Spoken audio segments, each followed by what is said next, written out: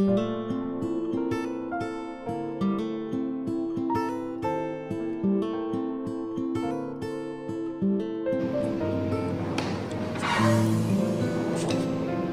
ង10យ៉ាងដែលអ្នកគួរធ្វើនៅពេលដែលអ្នកមានជីវិតនៅលីវ 1. ស្វែងយល់អំពីខ្លួនឯង ចំណាយពេលដើម្បីស្គាល់អារម្មណ៍ការចូលចិត្តនិងគោលដៅរបស់ខ្លួនឯង អ្នកត្រូវចេះរិះគិតវិភាគដោយខ្លួនឯងថាតើផ្លូវមួយណាដែលគិតថាត្រឹមត្រូវនិងជាផ្លូវដែលអ្នកចង់ដើរពិតប្រាកដ តើអ្វីទៅទើបសំខាន់និងមានតម្លៃពិតប្រាកដសម្រាប់ជីវិតអ្នក ទី 2 បង្កើតដំណើរកម្សាន្តដោយខ្លួនឯង ធ្វើដំណើរទៅកន្លែងថ្មីៗដើម្បីពង្រីកទស្សនៈនិងទទួលបទពិសោធន៍ថ្មីដើម្បីរៀនស្វែងយល់ពីខ្លួនឯងបង្កើតទំនុកចិត្តលើខ្លួនឯងឯករាជ្យនិងធ្វើឲ្យខ្លួនឯងចេះរស់នៅតែម្នាក់ឯង 3. សន្សំប្រាក់និងរៀនគ្រប់គ្រងហិរញ្ញវត្ថុ វាជាឱកាសល្អដើម្បីរៀនអំពីការគ្រប់គ្រងប្រាក់រៀនអំពីការសន្សំការវិនិយោគនិងការចំណាយដោយភាពឆ្លាតវៃដោយខ្លួនឯង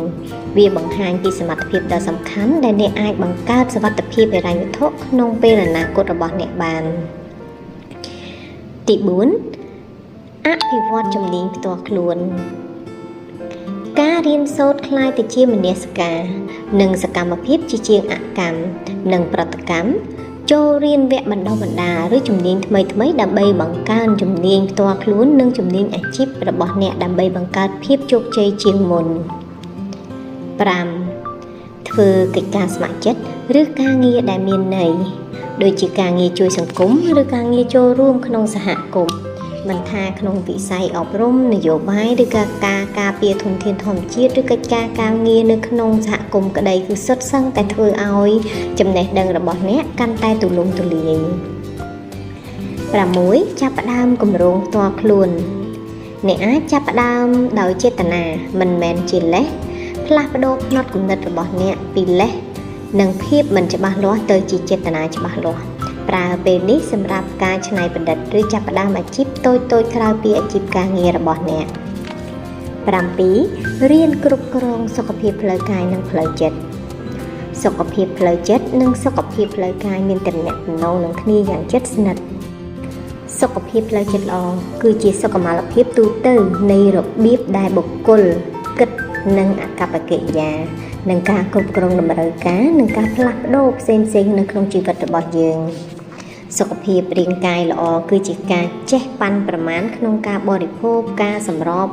ការហាត់ប្រាណនិងការបញ្ចេញពលកម្មបានទៀងទាត់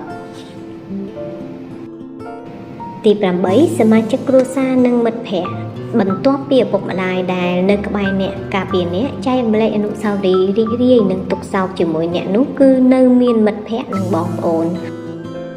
ពួកគេបង្រៀនអ្នកនៅអ្វីដែលជាតម្លៃនៃការចេះជួយទុក្ខធុរៈនិងគ្នាចែករំលែកគ្នា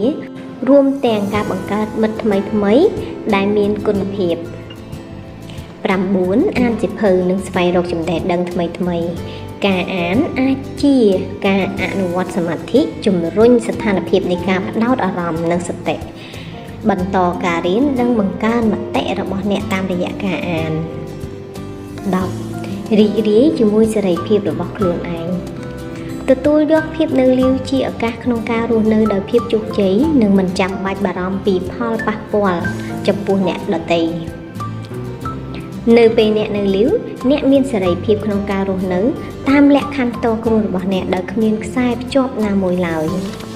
អរគុណដែលអ្នកបានស្ដាប់សារមួយនេះសូមអ្នកស្ដាប់ហើយពិចារណាតាមការគួរសូមអរគុណសូមជូនពរសុខភាពល្អ